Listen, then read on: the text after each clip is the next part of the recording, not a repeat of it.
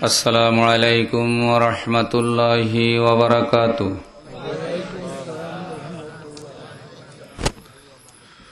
नहमदुहु व नुसल्ली अला रसूलिहिल करीम।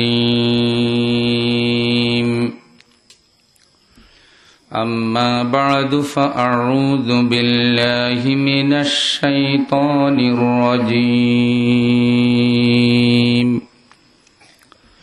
बिस्मिल्लाहिर्रहमानिर्रहीम। इन्न अव्वल बैतिन वुदिअ लिन्नासि लल्लज़ी बिबक्कत मुबारकन व हुदल लिल्आलमीन।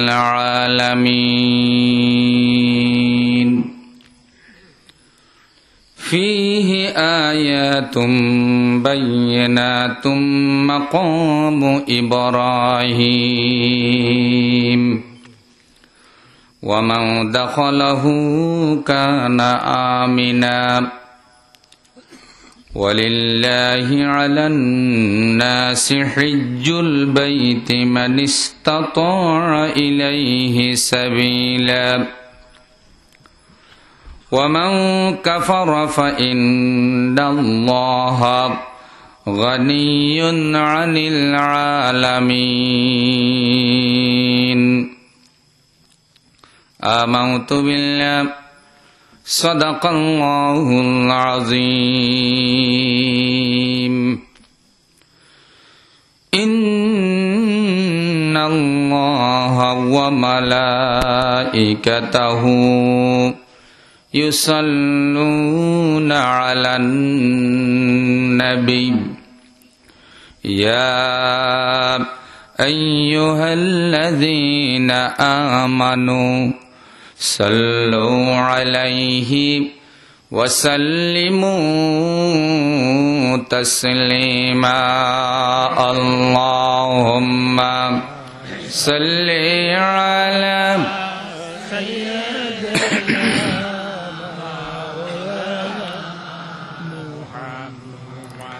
वअला आलि सय्यिदिना।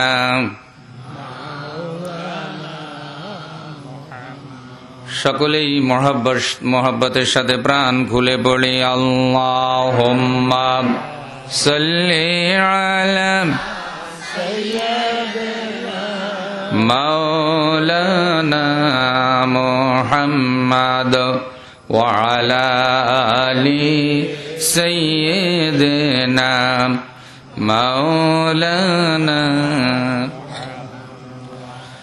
मुहम्मद मुस्तफा निअमतुल्लाहिल उज़्मा है। नबियों के इमाम आप नबियों के खातम है। अल्लाहुम्मा सल्लि अला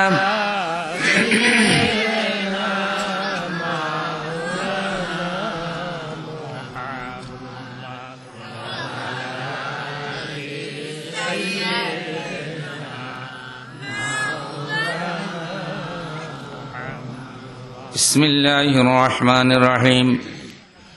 عن جابر رضي الله عنه أن النبي صلى الله عليه وسلم قال إن هذا البيت دعامة من دعائم الإسلام فمن حج البيت أو اعتمر فهو ضامن على الله فإن مات أدخله الله الجنة وإن رده إلى أهله رده بأجر وغنيمة رواه الطبراني أو كما قال عليه الصلاة والسلام। पवित्र कलिमा ला इलाहा इल्लल्लाह जोरे ला इलाहा इल्लल्लाह ला इलाहा इल्लल्लाह ला इलाहा इल्लल्लाह লা ইলাহা ইল্লাল্লাহ লা ইলাহা ইল্লাল্লাহ লা ইলাহা ইল্লাল্লাহ লা ইলাহা ইল্লাল্লাহ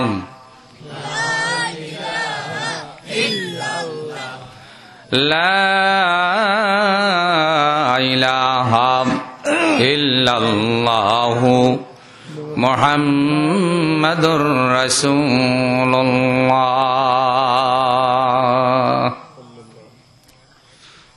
সম্মানিত সভাপতি, সম্মানিত উলামায়ে কেরাম,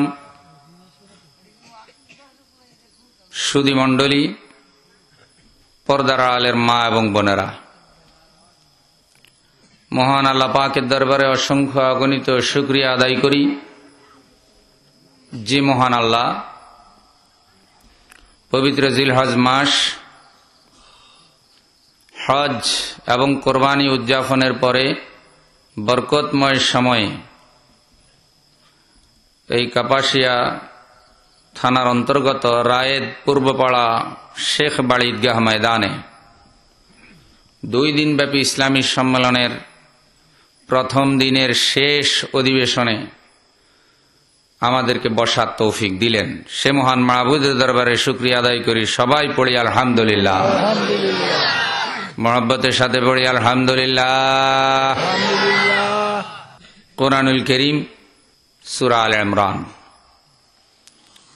96 এবং 97 নম্বর আয়াতে কারিমা আমি আপনাদের সামনে তেলাওয়াত করেছি। আল্লাহ পাক যদি তৌফিক দান করেন, এই আয়াতে কারিমার আলোকে আমি আপনাদের সামনে কয়েকটি কথা বলবো। ওমা তৌফিক ইল্লা বিল্লাহ। ইন্না আউওয়ালা বাইতিন ওয়ুদিআ লিন-নাসি লাল্লাযী বিবাক্কাতা মুবারাকান ওয়া হুদাল লিল-আলামিন। ইন্না নিঃসন্দেহে, আউওয়ালা বাইত পৃথিবীর প্রথম ঘর, ওয়ুদিআ লিন-নাস যেটি তৈরি করা হয়েছে মানুষের জন্য, লাল্লাযী বিবাক্কা আর তা অবস্থিত মক্কায়, মুবারাকা এ ঘরটি বরকতে পরিপূর্ণ, ওয়া হুদাল লিল-আলামিন আর সেই ঘরটি হলো জগতের মানুষের হেদায়েতের প্রাণ কেন্দ্র। সে ঘরটি কোথায়? কাপাসিয়ায় না মক্কায়? কে বলেছেন? আল্লাহ পাক বলেছেন। সেখানে কি আছে? পরের আয়াতে আল্লাহ পাক বলছেন, ফীহি আয়াতুম বাইয়িনাতুম মাকামু ইব্রাহিম। সেই ঘরে রয়েছে, সেখানে রয়েছে আল্লাহ পাকের সুস্পষ্ট অনেক নিদর্শন, যেমন মাকাম ইব্রাহিম, ওমান দাখালাহু কানা আমেনা আর যে ব্যক্তি আল্লাহ রাব্বুল আলামিনের ওই ঘরে প্রবেশ করবে সে হলো নিরাপদ, সে নিরাপদ। ওয়ালিল্লাহি আলান নাস হিজ্জুল বাইতি মান ইসতাতা ইলাইহি সাবিলা আল্লাহর বান্দাদের মধ্যে যাদের সামর্থ্য আছে আল্লাহর ঘর পর্যন্ত পৌঁছার, তারা যেন আল্লাহ রাব্বুল আলামিনের ঘরে গিয়ে পবিত্র হজ কার্য সম্পাদন করে। এই হজের দাওয়াত আল্লাহর বান্দাদেরকে কে দিলেন? আল্লাহ পাক দিলেন। ওয়ামান কাফারা ফাইন্নাল্লাহা গানিয়্যুন আনিল আলামিন। সামর্থ্য থাকার পরে আল্লাহর কোন বান্দা যদি আল্লাহর ঘর জিয়ারত করতে অস্বীকার করে, আল্লাহর এই পবিত্র ঘরের গুরুত্ব অস্বীকার করে, আল্লাহর ঘরের প্রয়োজনীয়তা অনুভব না করে, সে যদি আল্লাহর দিন থেকে দূরে সরে যায়, আল্লাহর কোরআন থেকে দূরে সরে যায়, আল্লাহর নবীর দাওয়াত কবুল না করে, ইসলামকে পছন্দ না করে, তাহলে সে জেনে রাখুক আমি আল্লাহ তার মুখাপেক্ষী নই। আল্লাহ তার মুখাপেক্ষী নয়। ফাইন্নাল্লাহা গানিয়্যুন আনিল আলামিন, সে জেনে রাখুক নিঃসন্দেহে আমি আল্লাহ রাব্বুল আলামিন এই জগতের কোন শক্তির মুখাপেক্ষী নই, বরং জগতের সবাই আমি আল্লাহ রাব্বুল আলামিনের মুখাপেক্ষী। সকলেই আল্লাহর মুখাপেক্ষী, আল্লাহ কারো মুখাপেক্ষী নয়। এ হলো আয়াতে কারিমার মোটামুটি অর্থ। এই আয়াতে কারিমাটুকুন আমি এ কারণে তেলাওয়াত করলাম, পবিত্র জিলহজ মাস, আমাদের বাংলাদেশের লোকেরা দুটি নেক আমল করেছে এই মাসে। যারা হজে যেতে পারেনি তারা করেছে কোরবানি, আর আল্লাহর 1 লক্ষেরও বেশি বান্দা এই 2011 সালে এবার হজে গিয়েছে।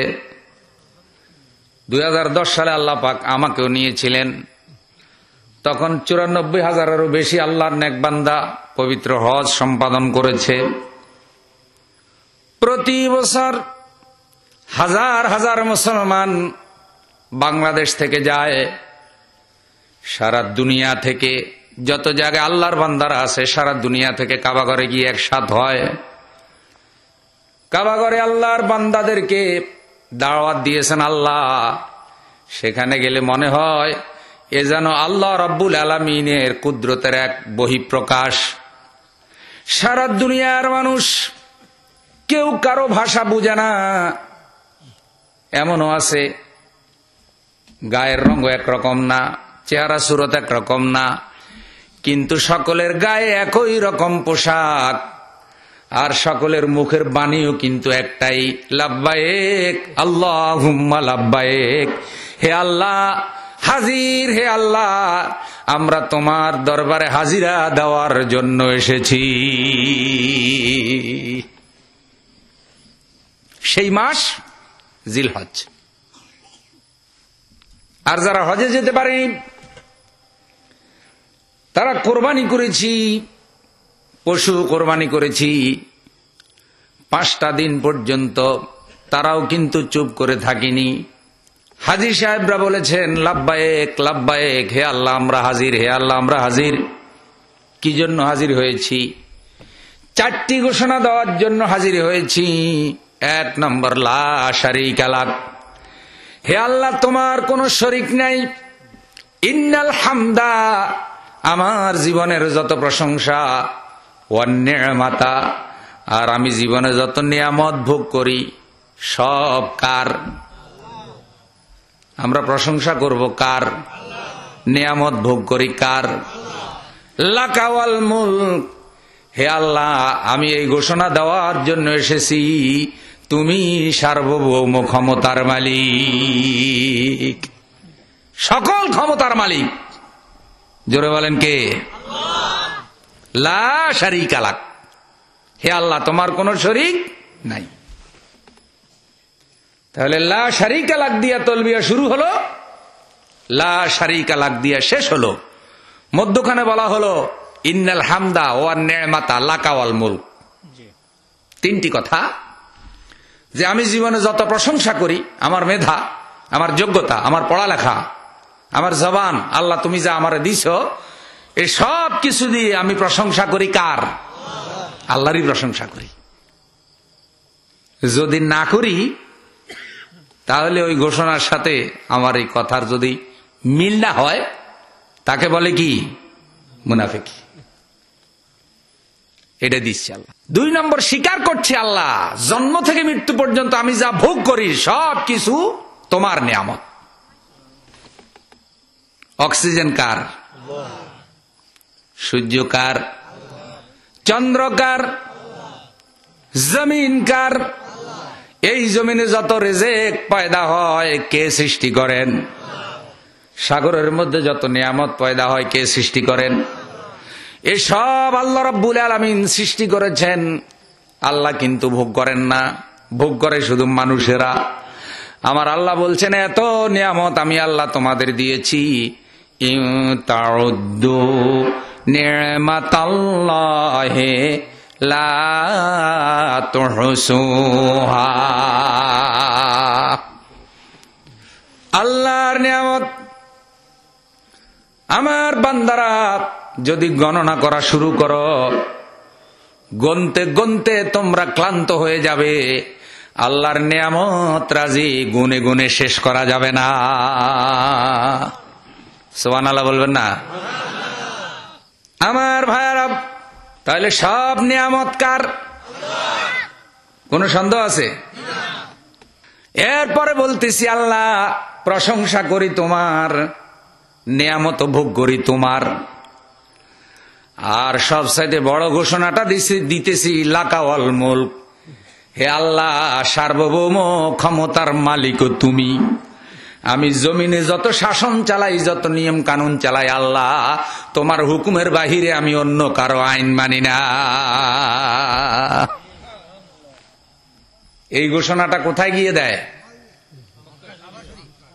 বুঝলে জবাব দিবেন, না বুঝলে দিবেন না। মক্কায় হজের মধ্যেও আরাফাতে যায়, মিনায় যায়, মুজদালেফায় যায়, কিন্তু এহরামের কাপড় পরার পরেই হাজী সাহেবদের মুখে এই বাণী থাকে, লাকা ওয়াল মুলক, হে আল্লাহ সকল ক্ষমতার মালিক তুমি, তোমার আইন কানুনের বাহিরে আমি চলি না।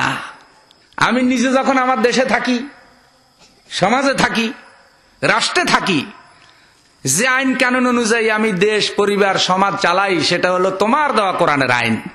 এই স্বীকৃতির অর্থই হলো লাকা ওয়াল মুলক।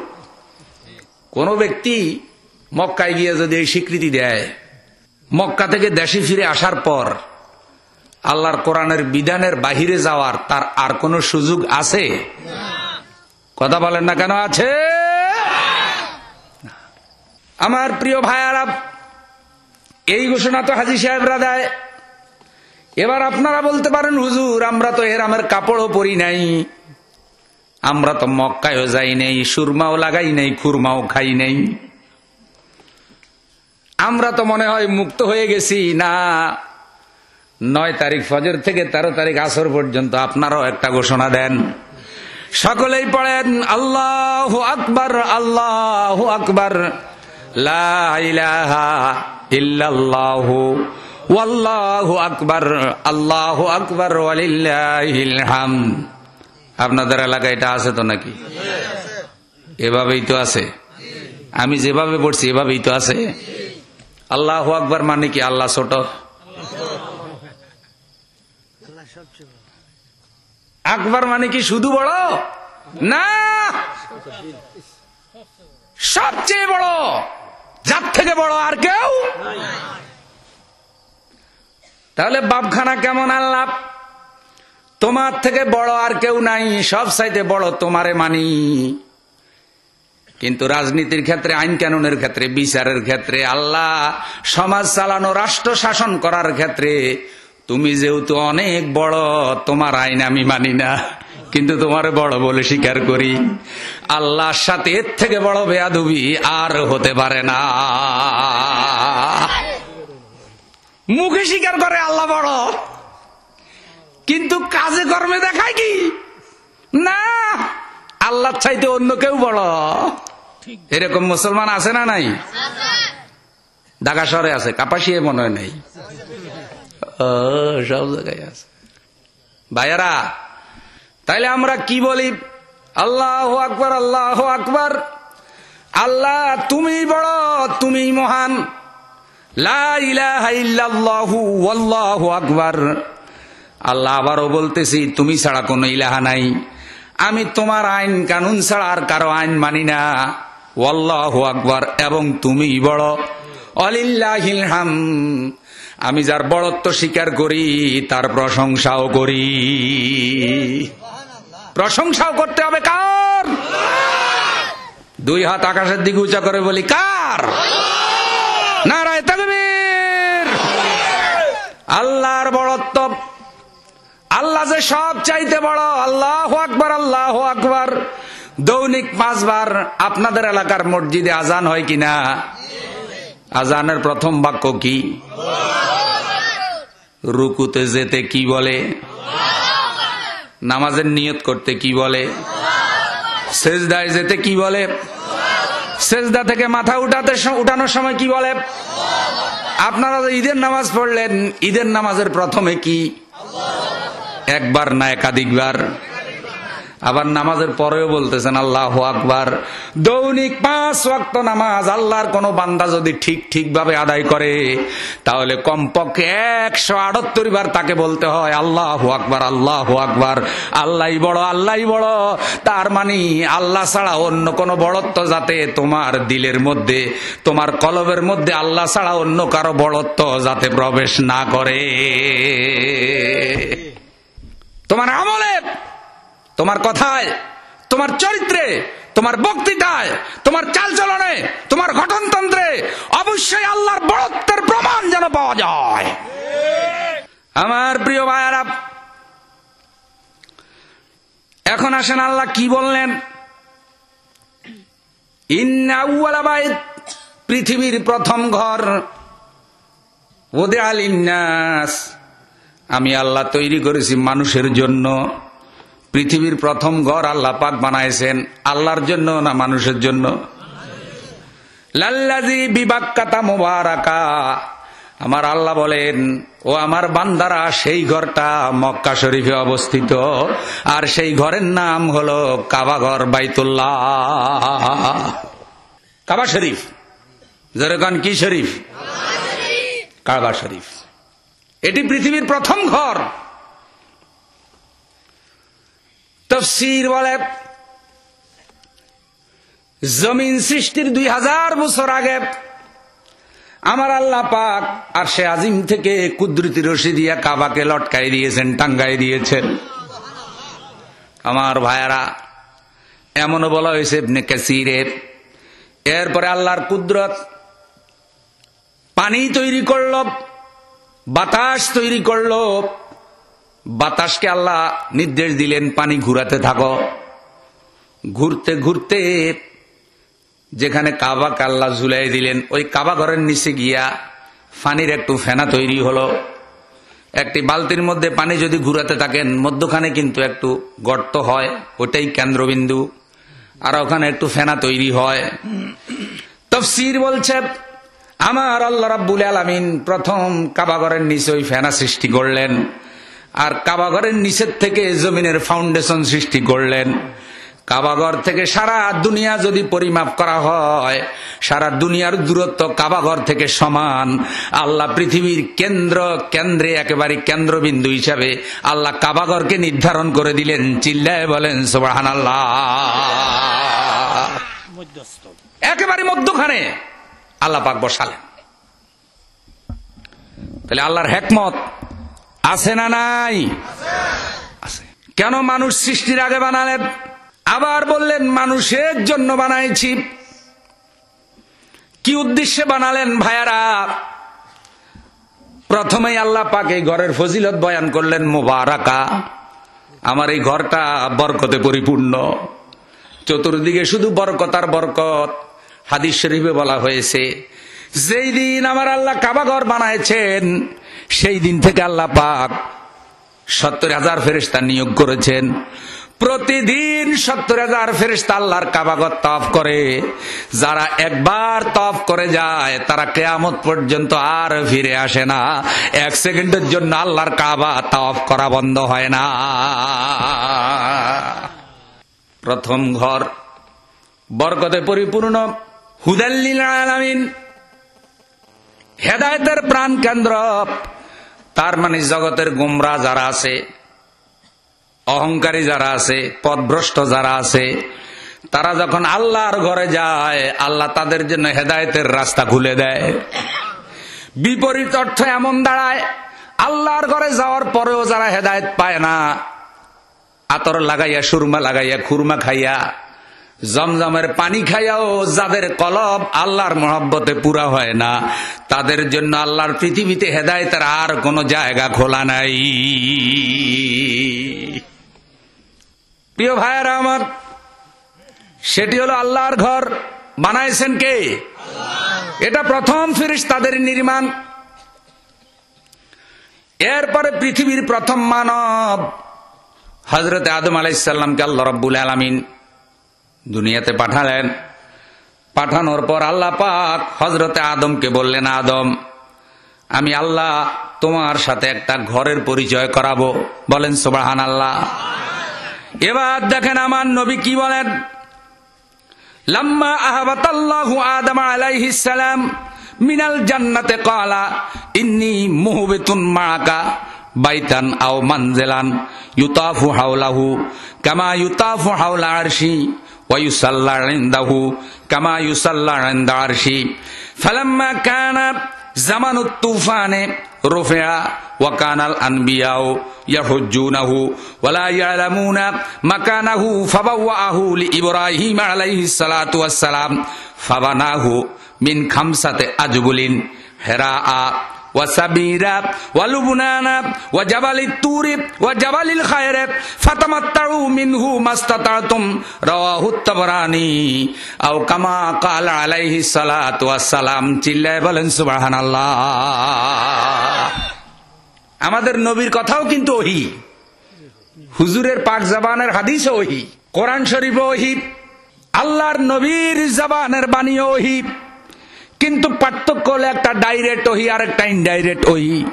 একটাকে বলে ওহিয়ে মাতলু আর একটাকে বলে ওহিয়ে গায়রে মাতলু। এই জন্য যখন হাদিস শরীফ আপনাদের সামনে পড়া হয় তখন এই আকীদা নিয়ে হাদিস শুনবেন যে হাদিসের বাণীও আমার আল্লাহর বাণী। মা ইয়াতিকু আনিল হাওয়া ইন হুয়া ইল্লা ওয়াহয়ুন ইউহা। আমার নবী প্রবৃত্তি থেকে কোনো কথা বলেন না, যেটা বলেন সেটা হলো ওহী। আমার আল্লাহ নবীকে যেটা বলতে হুকুম করেন নবীজি সেটাই বলেন। মুস্তাফার গেজনা গোফতা তানা গোফতা জিবরাইল জিবরাইল হার গেজনা গোফতা তানা গোফতা রব জলিল। আল্লাহর পক্ষ থেকে যখন জিবরাইলকে কোনো কথা বলা হয় তখন সে কথাই জিবরাইল আমিন নবী মুহাম্মদুর রাসূলুল্লাহ সাল্লাল্লাহু আলাইহি সাল্লামের নিকটে বলেন। আর নবী করিম সাল্লাল্লাহু আলাইহি সাল্লাম সে কথাই মানুষকে শোনান। কখনো আল্লাহ ডাইরেক্ট বলেন, কখনো ইনডাইরেক্ট বলেন। এবার দেখেন নবীজি কি বলেন। আল্লাহ তাআলা যখন হযরত আদমকে জান্নাত থেকে নামালেন, আল্লাহ পাক হযরত আদমকে বললেন, আদম, তোমার সাথে কিন্তু একটা ঘরের পরিচয় করাবো। আমি আল্লাহ একটা ঘরও নামাইছি। আল্লাহ পাক দেখায় দিলেন এই জমিন যেখানে কাবা ঘরের জমিন, সেখানে আল্লাহ পাকের মাপ দেখায় দিয়ে বললেন, আদম, এখানে তুমি আমার জন্য একটা ঘর বানাও, নিচের থেকে ফাউন্ডেশনটা মাটি পর্যন্ত উঠাও। হযরত আদম জমিনের নিচের থেকে আপনার কাবা ঘরের ওয়াল মাটি পর্যন্ত উঠালেন। এবারে আল্লাহ বললেন, আদম, এবার তুমি এর উপরে একটা তাবু লাগাইয়া দাও। হযরত আদম একটা সামিয়ানা লাগাই দিলেন। এবার আমার আল্লাহ বললেন, এই ঘরের চতুর্দিকে তওয়াফ করো, যেভাবে আমার আরশের চতুর্দিকে রহমতের ফেরেশতারা তওয়াফ করে। এবার তুমি এই ঘরকে সামনে রেখে নামাজ আদায় করো, যেভাবে আমার আরশ সামনে রেখে আমার রহমতের ফেরেশতারা আমারে সিজদা করে। হযরত আদম আলাইহিস সালাতু ওয়াস সালাম আল্লাহর কাবা তৈরি করে সর্বপ্রথম আল্লাহর কাবাকে সামনে রেখে 2 রাকাত নামাজ পড়েন। সম্ভবত সেই 2 রাকাত নামাজ হলো ফজরের নামাজ। চিল্লায় বলেন সুবহানাল্লাহ। কাবাঘরের প্রথম ইমাম কাবাঘরের যিনি প্রথম মানব এবং প্রথম নবী, তিনি হলেন আমাদের আব্বা হযরতে আদম। ঠিক না ভাই? ঠিক। আপনাদের এলাকায় মসজিদ আছে তো ভাই? কথা বলেন না কেন? মসজিদে যান তো? দেখতে যায় না। বলছি হুজুর মসজিদে তো যাই, নির্ধারিত সময়ে যাই। কেউ যায় শুধু শুক্রবার, শুধু শুক্রবার। ওদের কাছে মাপ মিটার আছে, কখন হুজুরে খুতবা নিয়ে দাঁড়াবে। ঠিক খুতবা নিয়ে দাঁড়ানোর একটু আগে গিয়ে মসজিদে ঢুকে, এরপরে ইমাম সাহেব যখন 2 রাকাত সালাম ফিরায়, নামাজ পড়ে যখন সালাম ফিরায়, পিছে ফিরে দেখে যে ওই নামাজিরা নাই, ওরা হুজুরের রাইখাই দিছে দৌড়। এইরকম নামাজি আপনাদের এলাকাও আছে? শুধু শুক্রবার। আর যাওয়ার সময় হুজুরকে বলে কি, হুজুর দোয়া করবেন আগামী শুক্রবারে হায়াতে বাঁচলে আবার মসজিদের সাথে দেখা হবে। তার মানে এই এক সপ্তাহের মধ্যে মসজিদে আসার আর কোনো সম্ভাবনা নাই।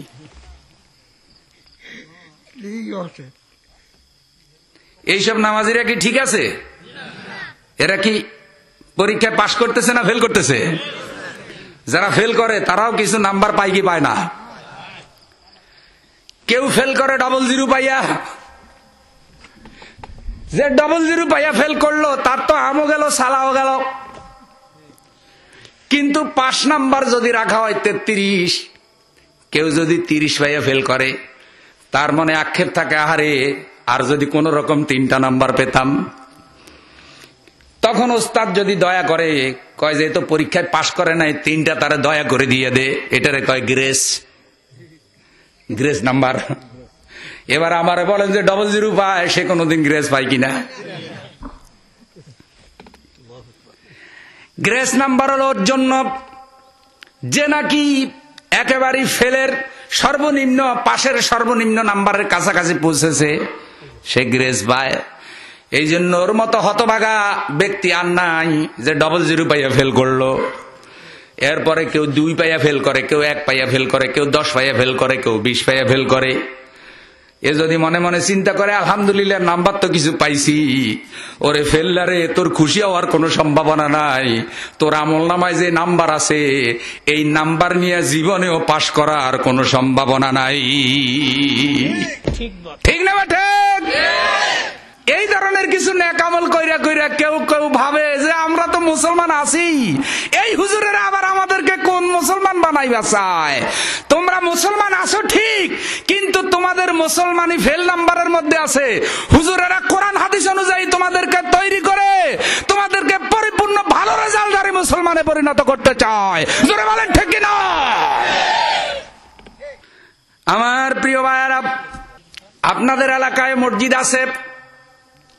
এবার বলেন মসজিদ থাকলেই কিন্তু কয়েকটা জিনিসের প্রয়োজন হয়ে যায়। 1 নম্বর হলো মসজিদে ইমাম লাগে কি লাগে না? 2 নম্বর মুয়াজ্জিন লাগে কি লাগে না? এরপরে ইমামের আগে কমিটি লাগে কি লাগে না?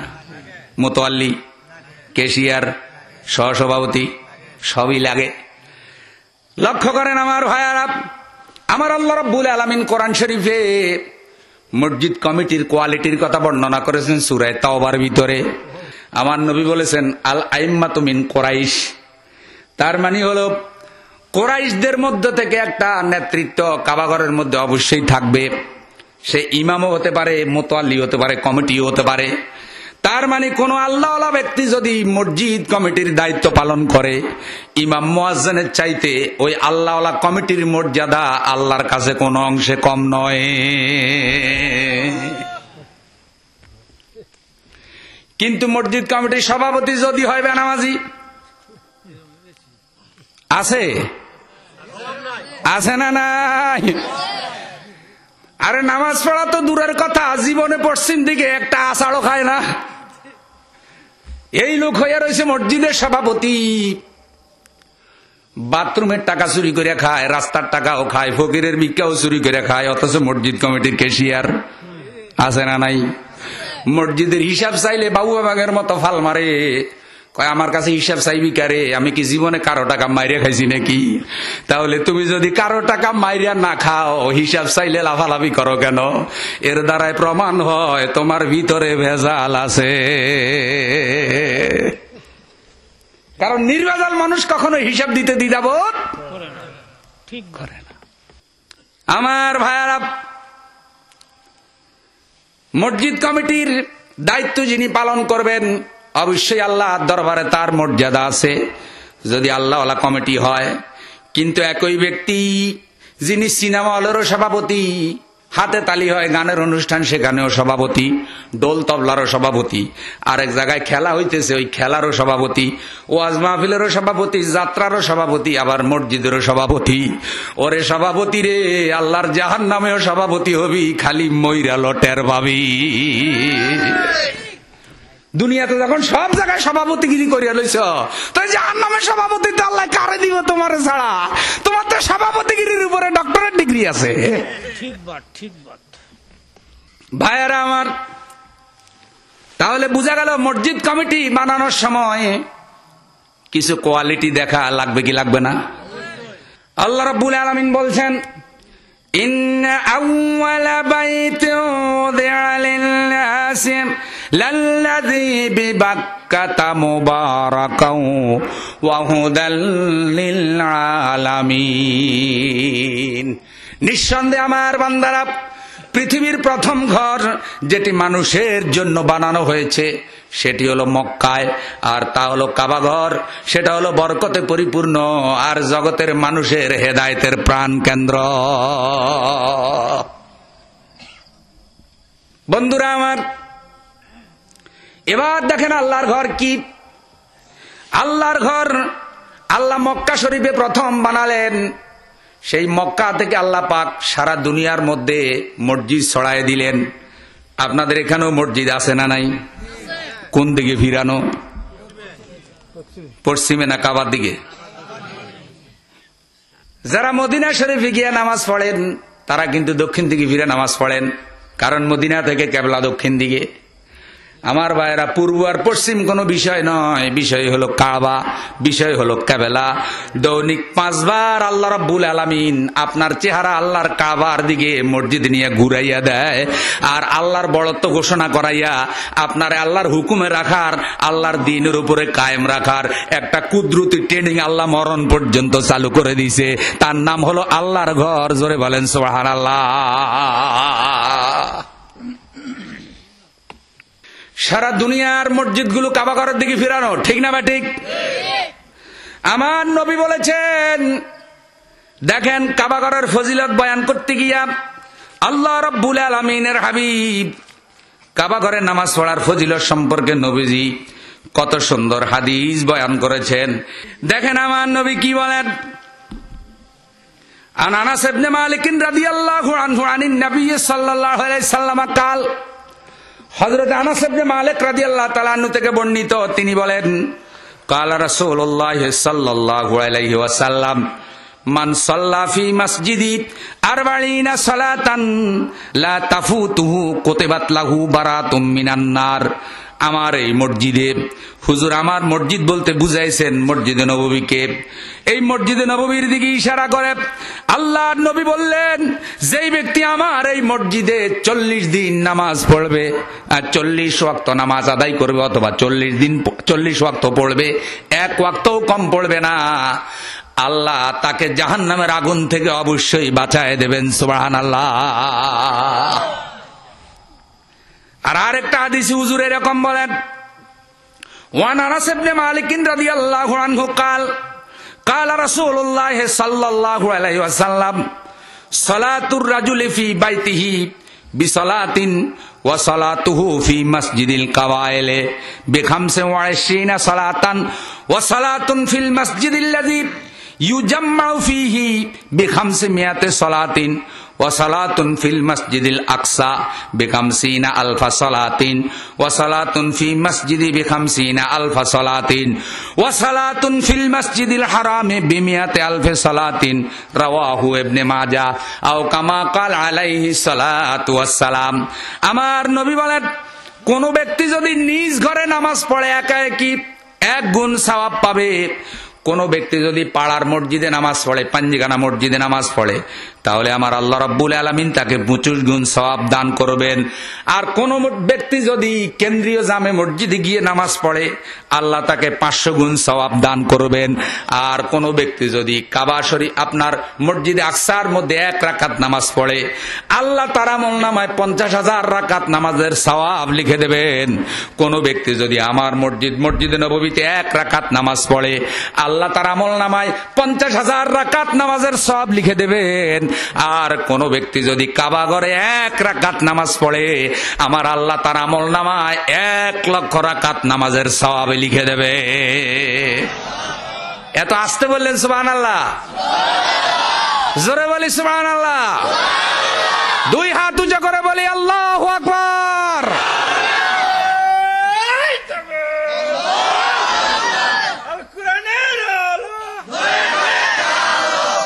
আমার ভাইয়ারা, মসজিদে নববীতে পড়বেন 1 রাকাত, আর আপনার কাপাসিয়ার মসজিদে পড়বেন 1,00,000 রাকাত। তাহলে দেখেন কেমন মসজিদ আল্লাহ বানায় দিলেন। আর সারা দুনিয়ার মসজিদগুলোকে বলে দিলেন আমার কাবা ঘরের দিকে ফিরে দাঁড়া ইমাম। দেখেন ভাইয়ারা, আমার নবী যখন মক্কা থেকে মদিনায় হিজরত করলেন 16 থেকে 17 মাস পর্যন্ত নবীজি বাইতুল মুকাদ্দাসের দিকে ফিরে নামাজ পড়েছেন। বাইতুল মুকাদ্দাস ছিল হুজুরের কেবলা, আর আল্লাহ পাক ওটা নির্ধারণ করেছেন। কিন্তু আমার নবীর মনে বড় আক্ষেপ ছিল কাবাঘর যেন নবীর কেবলা হয়, কারণ এই কাবাঘর ছিল হযরত ইব্রাহিম আলাইহিস সালামের কেবলা। এবার আল্লাহর পয়গম্বর বারবার আকাশের দিকে তাকাচ্ছিলেন, আমার আল্লাহ কখন হযরত জিবরাইল আমিনকে এই নির্দেশ নিয়ে পাঠায় যে কাবাঘর আপনার কেবলা পরিবর্তন হয়েছে। আমার নবী একটা মসজিদে জোহরের নামাজ পড়তেছিলেন। ভাইয়ারা, যখন নবীজি নামাজ পড়তেছিলেন আমার আল্লাহ কোরআন শরীফে আয়াত নাজিল করে দিলেন, কাদ নারা তাকাল্লুবা ফিস সামাই ফালানুওয়াল্লিয়ান্নাকা কিবলাতান তারদা ফাওয়াল্লি ওয়াজহাকা শাতরাল মাসজিদিল হারাম। সুবহানাল্লাহ বলেন। আমার আল্লাহ বলেন, ও নবী, আপনি যে আকাশের দিকে বারবার চেহারা উঠান, আমি আল্লাহ আরশে আজিম থেকে আপনার চেহারাটা দেখি আমার বড় শরম লাগে। আমি আল্লাহ আপনার কিছুদিন কাবাঘরের পরিবর্তে বাইতুল মুকাদ্দাসের দিকে ফিরে আপনারে নামাজ পড়ালাম। নবী গো, এখন আমি আল্লাহ হুকুম দিতেছি আপনি আপনার চেহারা মক্কা শরীফের দিকে ঘুরায় দেন, কাবাঘরের দিকে ঘুরায় দেন। যেই মসজিদে এই আয়াতটা নাজিল হয়েছে ভাইয়ারা, ওই মসজিদের বর্তমান নাম হলো মসজিদে জুল কেবলাতাইন, তার মানে 2 কেবলার মসজিদ। ওইটা এমন মসজিদ যেই মসজিদ 2টা কেবলা পেয়েছে। আমার নবী 2 রাকাত পড়লেন বাইতুল মুকাদ্দাসের দিকে ফিরে, আর 2 রাকাত পড়লেন কাবাঘরের দিকে ফিরে। সেই যে আমার আল্লাহ আমার নবীরে কাবাঘরের দিকে ফিরে দিল, আজ পর্যন্ত নবীর উম্মত কাবাঘর থেকে চেহারা অন্য কোন দিকে ফিরায় নাই।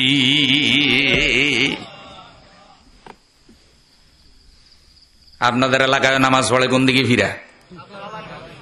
ঠিক আছে তো ভাই, কোন লোক যদি উত্তর দিকে ফিরে এখন নামাজ পড়ে আপনারা কি মানবেন? যদি কোন ইমাম বলে যে না আজকে থেকে আমার আইন চলবে, আমি পূর্ব দিকে ফিরে নামাজ পড়বো, তাহলে ইমাম সাহেবের কি ইমামতি থাকবে? কেন থাকবে না? বলেন যে হুজুর এ কারণে থাকবে না, সে আল্লাহর বিধান ঘুরাই দিছে। ঠিক না ভাই? ঠিক। আল্লাহর কোরআনের বিধান সে উল্টায় দিছে। আমার ভাইয়ারা, আপনাদেরকে প্রশ্ন করি, হৃদয়কে জিজ্ঞাসা করেন, আমার কথার সাথে আপনি একমত হওয়ার কোনো দরকার নাই। কিয়ামতের দিন আমি কোনো আপনার নাজাতের মালিক হব না, আপনার আমলের জবাব আপনাকেই দিতে হবে। কিন্তু আপনার হৃদয়ের কাছে আমি প্রশ্ন রেখে গেলাম, ইমাম সাহেব আল্লাহর আইন ঘুরাই দিলে যদি ইমামের ইমামতি না মানেন, তাহলে রাষ্ট্রের মধ্যে যারা আল্লাহর কোরআনের বিধান ঘুরাইয়া দেয় তাদের ইমামতি কেন মানেন? আমার জবাবটা দিয়ে যেতে হবে। এই জন্য আমার আল্লাহ বলছে, আমার এই ঘর আমি আল্লাহ তোদের জন্য বানাইছি, ওদের আলিন্নাস, মানুষের জন্য বানাইছি। ও ধনী ব্যক্তিরা লক্ষ্য করেন, 3টা হুকুম আম, 2টা খাস। 1 নম্বরে কালেমা, 2 নম্বরে নামাজ, 3 নম্বরে রোজা। এই 3টা হলো আম, ধনী গরিব সকলের জন্য। আর 2টা হলো খাস, একটা হলো হজ আর একটা হলো যাকাত। এটা হলো কেবল ধনীদের জন্য, গরিবদের জন্য নয়। জোরে বলেন ঠিক কিনা?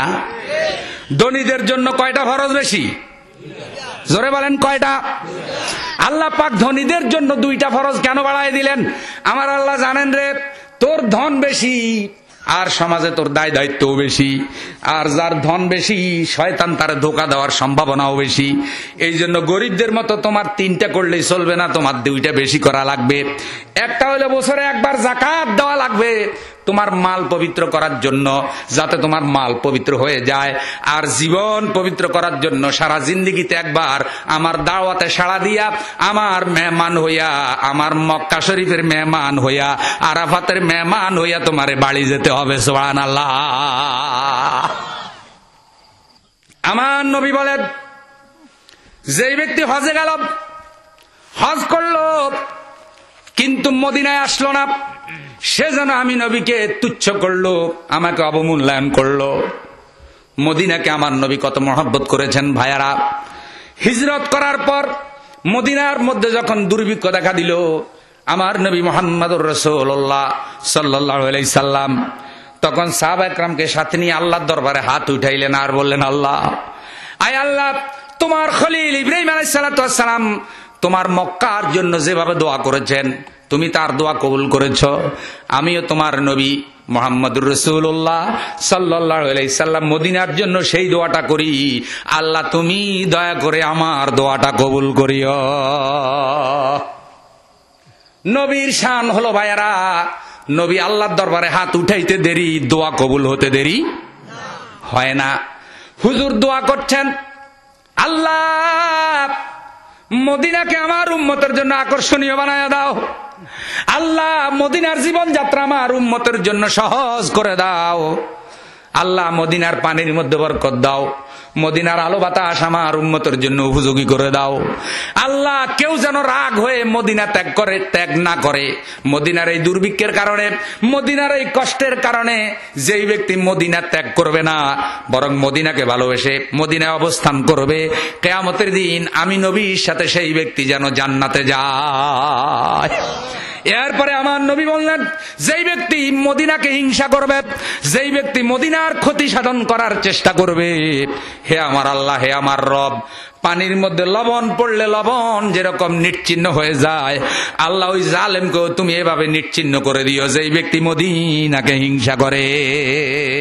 মন আমার কাঁদে রে, প্রাণ আমার কাঁদে রে, যেতে সোনার মদিনায়।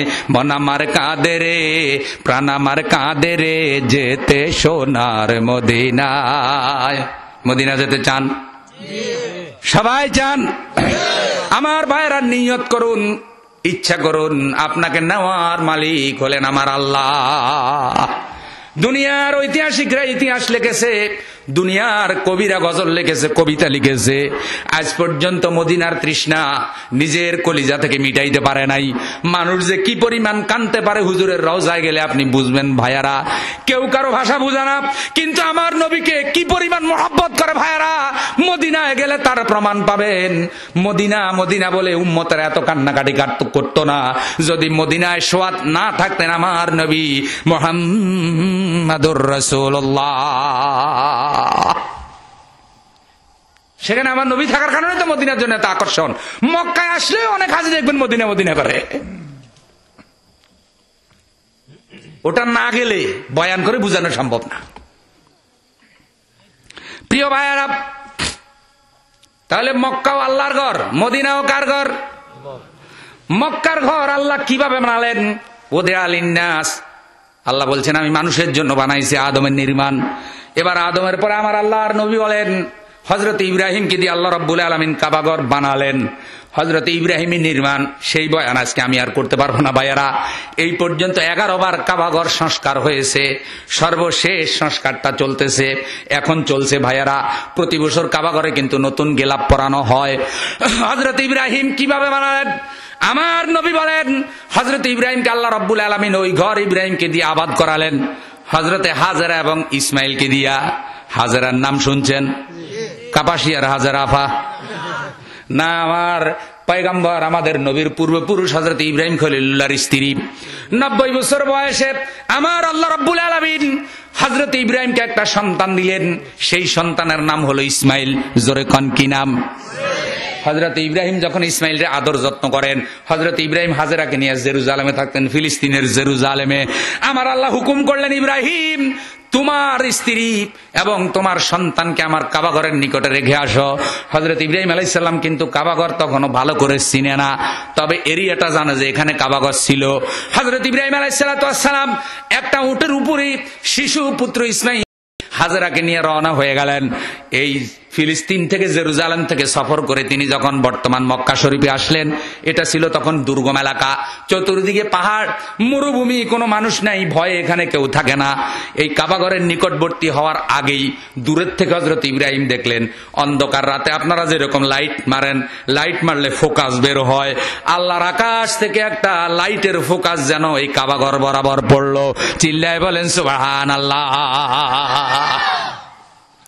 ইব্রাহিম আলাইহিস সালাম বুঝতে পারলেন, আমার আল্লাহ পাক ইশারা করেছে, ইব্রাহিম তোমার সন্তান আর তোমার বিবিকে এখানে রাখো। হযরতে হাজেরা আর হযরতে ইসমাইলকে তিনি এখানে রাখলেন। রেখে যখন উটের উপর উঠবেন, হজরতে হাজেরা আর হজরতে ইসমাইল একা। হাজেরা শুধু কেবল কাঁদে স্বামী। হজরতে হাজেরা হজরত ইব্রাহিমকে কি পরিমাণ মহব্বত করতেন ভাইয়েরা, স্বামীকে যেরকম মহব্বত করা উচিত ঠিক সেরকম মহব্বতটাই করতেন। হজরতে হাজেরা বললেন, স্বামী গো, দয়া করে আমাকে বলুন কেন আপনি আমাকে এখানে রেখে যাচ্ছেন, কারণটা কি? একটা শিশু পুত্র যাকে আপনি এত মহব্বত করেন, আপনি কেন তার এখানে একা একই ফেলে যাচ্ছেন? এখানে মরুভূমি, কি গরম হয় ভাইয়ারা। হজ করতে যারা গেছেন গরম কারে কয় তারা টের পেয়েছেন। হঠাৎ করে বাংলাদেশ থেকে গেলে নাক ফেটে যায়, নাক দিয়ে রক্ত বের হয়, ঠোঁট ফেটে যায়, রক্ত বের হয়ে যায়, পায়ের তালু ফেটে যায়, চামড়া জ্বলতে থাকে গরমে। যাদের অভ্যাস নাই ভাইয়ারা, এত মারাত্মক গরম, এয়ার কন্ডিশন ছাড়া থাকা যায় না। আর ওই মরুভূমির ভিতরে হজরতে হাজেরার শিশুপুত্র ইসমাইলকে ইব্রাহিম আলাইহিস সালাম রেখে যাচ্ছেন। বাংলাদেশে ইব্রাহিম হলে এত সহজে রাখতো না ভাইয়ারা, বলতো কি, আল্লাহ গো তোমার হুকুমটা উঠাইয়া দাও অথবা বদলাইয়া ফেলো। বুড়া কালে আমার একটা ফোলা হয়েছে, খালি আমার ফোলাটারই দেখলা, অমুকের 12টা ফোলা আছে, হেরে তো কইলা না, খালি আমারটারে কেন নিলা? যুক্তি তো আর অভাব নাই। কিন্তু ইব্রাহিম আলাইহিস সালাম যদি এরকম হইতেন তাহলে আল্লাহর দরবারে তারা তো মর্যাদা বাড়তো না। চিল্লায় বলেন সুবহানাল্লাহ, জোরে বলেন আল্লাহু আকবার। 119টা পরীক্ষা ইব্রাহিম আলাইহিস সালামকে আল্লাহ করেছেন, প্রত্যেকটা পরীক্ষা ইব্রাহিম আলাইহিস সালাম পাশ করেছেন। বন্ধুরা আমার, হযরত ইব্রাহিম তখন হাজেরাকে বলে, হাজেরা, যে আল্লাহ রাব্বুল আলামিন তোমার মতো মহিলাকে আমার স্ত্রী বানাইছেন, যে আল্লাহ রাব্বুল আলামিন এই ইসমাইলের মতো একটা সন্তান আমারে দিয়েছেন, আমার সে আল্লাহ হুকুম করেছেন তোমাকে এবং এই সন্তানকে যেন আমি এখানে রেখে যাই। ও হাজেরা, আমি আমার আল্লাহর সন্তুষ্টির জন্যই তোমাকে রেখে যেতেছি। হযরতে হাজেরা বলছে, স্বামী গো, তাহলে আপনি আগে কেন বললেন না? আপনি নিরাপদে ফিলিস্তিনে চলে যান, আমি আশা করি আমার আল্লাহ আপনার চাইতেও বেশি ভালোভাবে আমাদেরকে যত্ন করবে। সুবহানাল্লাহ। আপনার কাছে থাকলে আমরা যত না আরামে থাকতাম, আমি আশা করি আমার আল্লাহ এই মরুভূমির ভিতরে তার চাইতেও আরামে রাখবে।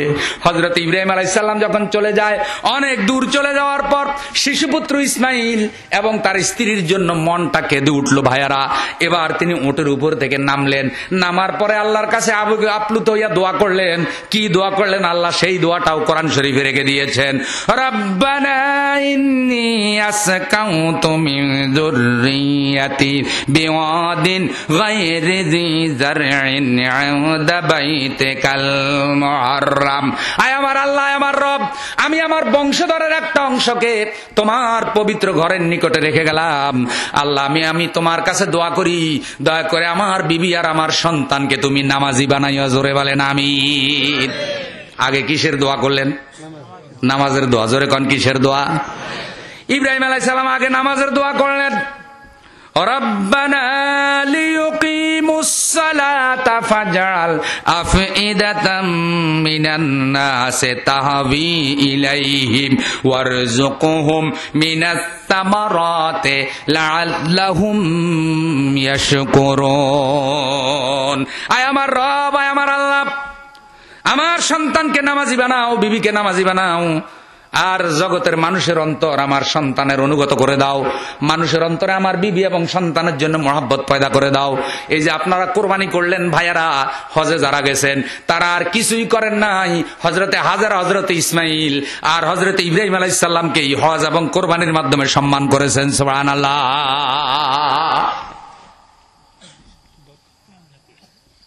প্রিয় ভাইয়ারা, কথা কিন্তু আমি সমাপ্তি করে আনছি। এবার দেখেন, হযরত ইব্রাহিম আলাইহিস সালাম দোয়া করে রওনা হলেন। 3 দিনের মধ্যে খাবার দাবার শেষ হয়ে গেল, পানি শেষ হয়ে গেল। হযরতে হাজেরা পানির জন্য সাফা এবং মারওয়া পাহাড়ে দৌড়াদৌড়ি করলেন, কোথাও পানি পেলেন না।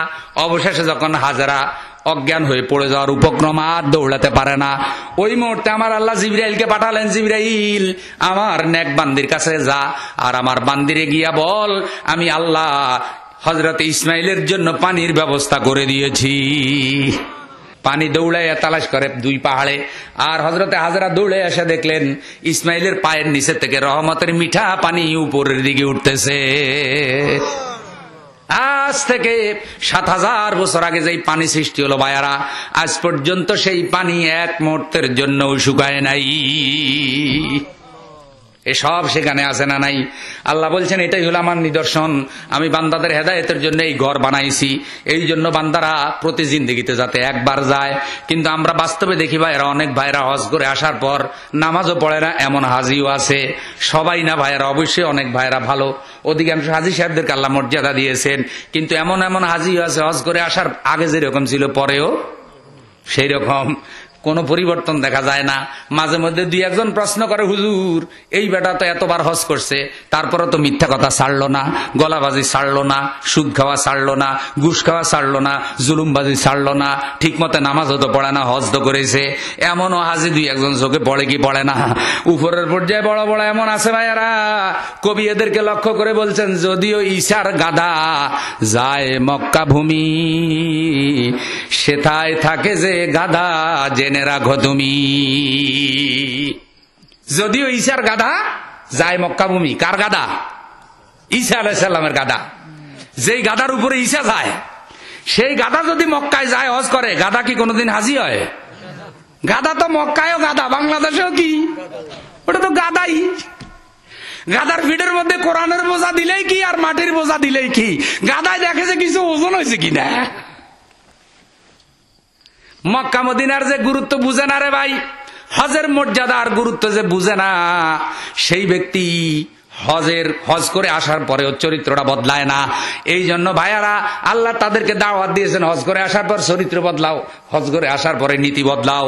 যারা বারবার মক্কায় যায়, কাবাঘর তওয়াফ করে, আতর লাগায়, সুরমা লাগায়, খুরমা খায়, এরপরে জমজম খাইয়া আসে ভাইয়ারা, জমজম দিয়া এহরামের কাপড়ও ধোয়। এক হাজি সাহেবকে, হুজুর দেখছেন তো আমি এহরাম ধুইতেছি। আমি বললাম লাভটা হইল কি, ফানিগুলি কেন নষ্ট করলেন কন? এই যে এহরামের কাপড় আপনি জমজমের ফানি দিয়ে ধুইতেছেন, কাপড়ের কোনো গুনাহ আসেনি?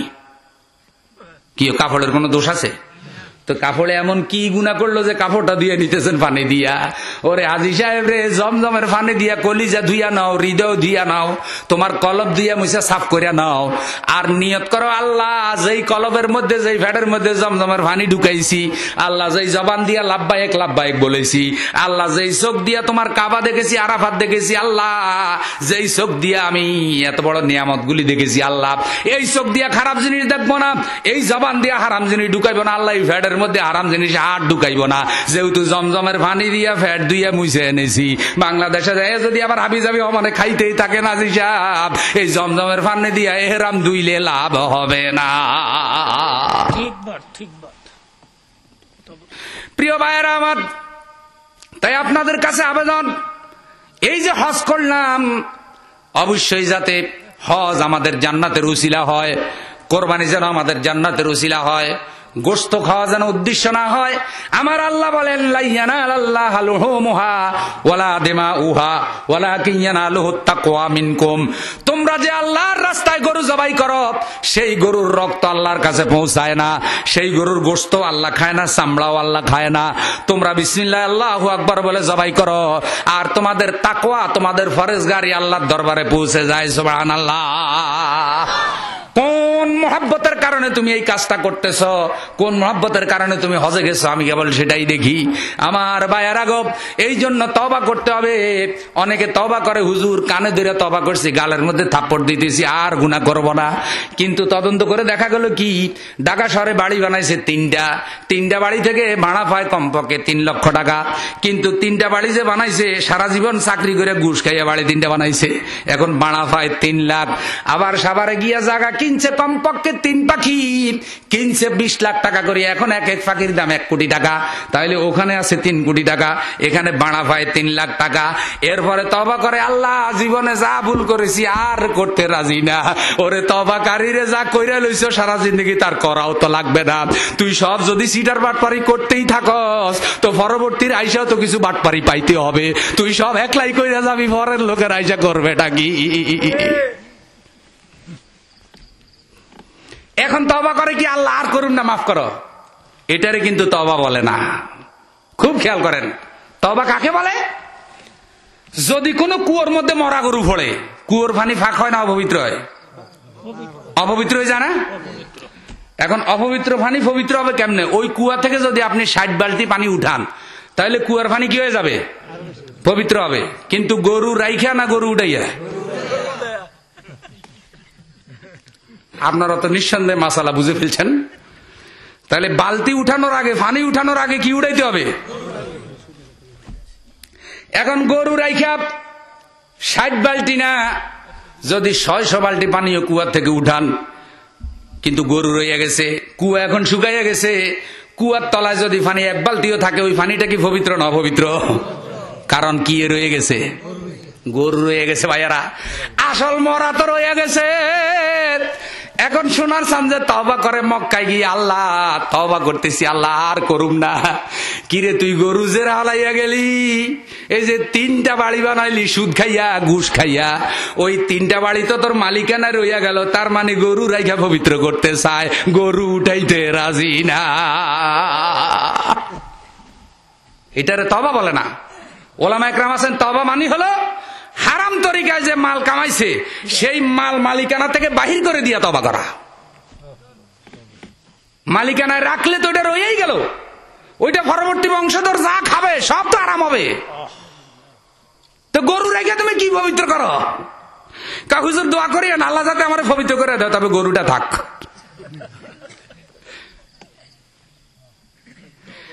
ইমাম সাহেব মসজিদে বয়ান করছে সুদের সম্পর্কে। ঘটনাক্রমে মোতাল্লি সুদখোর, চতুর্দিকে সুদে টাকা লাগায়। হঠাৎ করে মোতাল্লি কয়, কি হুজুরে তো এই ওয়াজ আগে করতো না, আজকে কেন হুজুরে ওয়াজ এটা লাগাইলো? তাইলে আমি যে হাবি জাবি খাই, হুজুরে কেউ কোনো রিপোর্ট দিল কিনা? আবার ব্যাখ্যা করে কি দেখেন, কয় হুজুরে যে মসজিদে বয়ান করছে আমার দিকে বেশি বেশি তাকাইছে, আমি লক্ষ্য করছি। আমার দিকে তাকাইলে হুজুরের চেহারা কালা হইয়া যাইতো, তার মানে ওয়াজে গুলা হুজুরে আমারে কইছে। ওরে আমার ভাইরে, যদি তুমি বুঝাই থাকো হুজুরে তোমার এই লক্ষ্য করিয়া কইছে, যদি বুঝাই থাকো তাইলে তোমার তো খুশি হওয়া উচিত ছিল, আল্লাহ এই হুজুর কোনো আমার শত্রু না, হুজুর হলে আমার বন্ধু। এই যে ডাক্তারে অপারেশন করে, ভাইরা অপারেশন করলে আরাম লাগে না কষ্ট লাগে? তাই বলে কি ডাক্তাররে কেউ ঘুষাইয়া নাকসবা ফাটায় নাকি? বরং উল্টা ডাক্তারের আরো অপারেশন ফিস দেয়। ডাক্তার সাহেব আমার ফ্যাট কাটবেন, আমার কত টাকা নিবেন কন? কি রে ফ্যাট কাটিয়া টাকা নেবে? ডাক্তার তোমার ফ্যাট কাটার পর যদি 30,000 টাকা ডাক্তারের ফিস দিতে পারো, তাহলে ইমানের ডাক্তার ইমাম সাহেব যখন তোমার অপারেশন করে, টাকা পয়সার অপারেশন, সুদের অপারেশন, ঘুষের অপারেশন যখন করে, তখন কয় হুজুর বদলা রে হুজুর বদলা।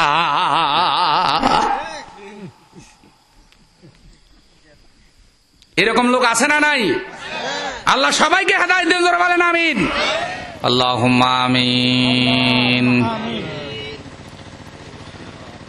ربنا ظلمنا أنفسنا وإن لم تغفر لنا وترحمنا لنكونن من الخاسرين ربنا لا تزغ قلوبنا بعد إذ هديتنا وهب لنا من لدنك رحمة إنك أنت الوهاب رب ارحمهما كما ربياني صغيرا। আমার ভাইরা, মা বাবা যাদের মরে গেছে অথবা মা বাবা যাদের বেঁচে আছে, সকলের কথা স্মরণ করে আল্লাহর শিখানো ভাষায় চোখের পানি ছেড়ে দিয়ে আল্লাহর দরবারে দোয়া করি। সকলেই প্রাণ খুলে পড়ি, রব্বিরহামহুমা কামা রব্বায়ানি সগীরা।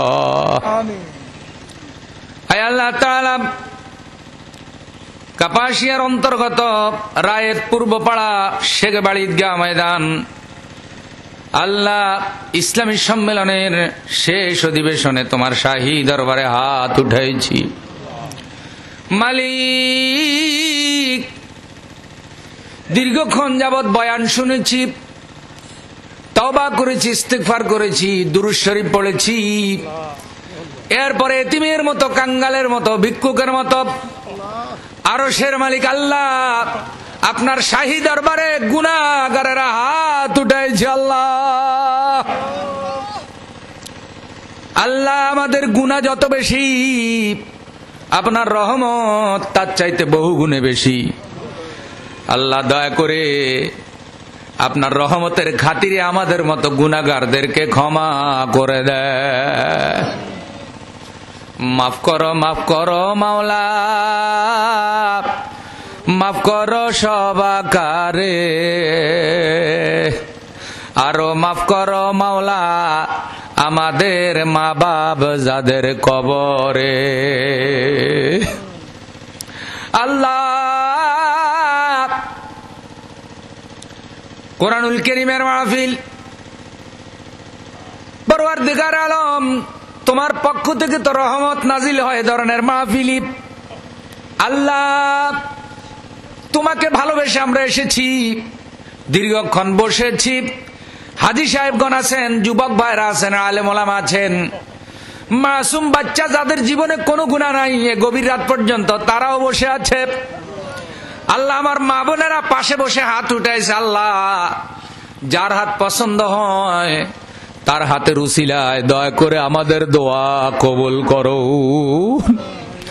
আল্লাহ কারো হাত খালি ফিরাইয়েন না মালিক, সবাইকে বেগুনা বানাইয়া মাহফিল থেকে বাড়িতে নিয়েন। আল্লাহ যারা মাহফিলের জন্য টাকা দিল, পয়সা দিল, প্যান্ডেল সাজালো, পোস্টারিং করলো, আল্লাহ মাহফিলের জন্য কাজ করলো, কিয়ামতের দিন মুসিবতের সময় সকলের জন্য আল্লাহ এই মাহফিল নাজাতের উসিলা বানাইয়া দিয়েন। আল্লাহ আমরা আপনার গোলাম, দুনিয়াতে একটা সীমিত সময়ের জন্য আপনি আমাদের পাঠাইছেন। 1 সেকেন্ড বেশি সময় আমরা জোর করে থাকতে পারবো না। দয়া করে আপনার কাছে ফরিয়াদ, যখন আমাদেরকে ডাক দিবেন আল্লাহ ঈমান সহ আমাদের কবরে নিয়েন। আল্লাহ মালিক যারা কোরবানি করলাম আমাদের কোরবানি কবুল করেন। যারা হজে গিয়েছেন, হজ করে দেশে ফিরে আসতেছেন, আল্লাহ নিরাপদে সবাইকে ফিরাই আনুন। আল্লাহ আপনার ঘর কাবা শরীফ, কাবা ঘরের আলোকে আমাদের জীবন গঠন করার তৌফিক দিন। কাবার হেদায়েতের আলোকে আল্লাহ আমরা যাতে আমাদের পরিবেশ, সমাজ, দেশটা গড়তে পারি তৌফিক দান করুন। আল্লাহ আল্লাহ মৃত্যু পর্যন্ত ইসলামের উপর আমাদের কায়েম রাখুন। আল্লাহ কোরআনের কথা বলার কারণে, আপনার কোরআন প্রতিষ্ঠা করার কারণে যাদের উপরে নির্যাতন জুলুম নেমে এসেছে, আল্লাহ ওই জুলুম থেকে আপনার নেক বান্দাদের হেফাজত করুন। আল্লাহ আরশে আজিম থেকে আল্লাহ আপনি ফয়সালা করুন। আপনার নবী বলেছে মাজলুমের দোয়া কবুল হয়। আল্লাহ আল্লাহ আমরা যাতে কেউ কারো উপরে জুলুম না করি। আল্লাহ যারা জুলুম করে তাদেরকে হেদায়েত দেন। আল্লাহ তাদের কপালে হেদায়েত না থাকলে আপনি ফয়সালা করেন, তাদেরকে শায়েস্তা আপনি করেন। আল্লাহ রব্বুল আলামিন সারা দুনিয়ার মুসলমানদের উপর খায়র ও বরকত দেন, আমাদের দেশের উপর রহমত নাজিল করুন। আল্লাহ এদেশের মুসলিম জনগণ, আল্লাহ এদের সাথে কোরআনের মহব্বত আরো মজবুত করে দেন, পুরা দেশটার মধ্যে রহমত দেন। আল্লাহ কোরআনের মহব্বতে আমাদের অন্তরে পয়দা করেন, কোরআনের হেদায়েতের আলোকে আমাদের জীবন গঠন করার তৌফিক দেন। আমার মা বোনেরা যারা আছে আল্লাহ মা বোনদের গুনাহ মাফ করেন, মা বোনদেরকে সুস্থ রাখেন। আল্লাহ সারাদিন মা বোনেরা পরিশ্রম করে, সন্তান প্রতিপালন করে, ঘরের অনেক কঠিন কঠিন কাজ করে, আবার আপনার হুকুমও পালন করে। আল্লাহ দয়া করে আমার মা বোনদের ভালো রাখেন, যাতে তারা আপনার হক আদায় করে, কবর হাসর মিজান ফুলসেরাতে যাতে আপনার শান্তিতে পার হয়ে যেতে পারে তৌফিক দান করেন। আল্লাহ আল্লাহ মাহফিলটা কবুল করেন। আল্লাহ আপনার নবী বলেছে কেউ যদি একটা বার আপনাকে আল্লাহ বলে ডাক দেয়, 70 বার আপনি ডাকের জবাব দেন। সবাই বলেন আল্লাহ। 2 হাত আকাশের দিকে উঁচু করে বলি আল্লাহ আল্লাহ আল্লাহ। এভাবে আরাফাতের ময়দানে আপনারে ডাকলে আপনি আমাদের হাত খালি ফিরাইতেন না। কাবা ঘরের গেলাপ ধরে যদি আপনারে ডাকতাম আপনি হাত খালি ফিরাইতেন না। আরাফাতের ময়দান থেকে, কাবা ঘর থেকে হাজার হাজার মাইল দূরে কাপাসিয়ার ময়দান, আল্লাহ পূর্বপাড়া রায়েত, পূর্বপাড়া শেখ বাড়ি ঈদগাহ ময়দান, আর সে আজিম থেকে রহমতের চোখ দিয়ে আল্লাহ এই হাতগুলির দিকে তাকান। আল্লাহ আমাদের দোয়া কবুল করেন। या रब करम तू अगर करे वे बात दे ज़बां को जो दिल पर असर करे, तकब्बल मिन्ना वजअल आखिर कलिमातिना इंदल मौत ला इलाहा इल्लल्लाहु मुहम्मदुर रसूलुल्लाह। अस्सलाम।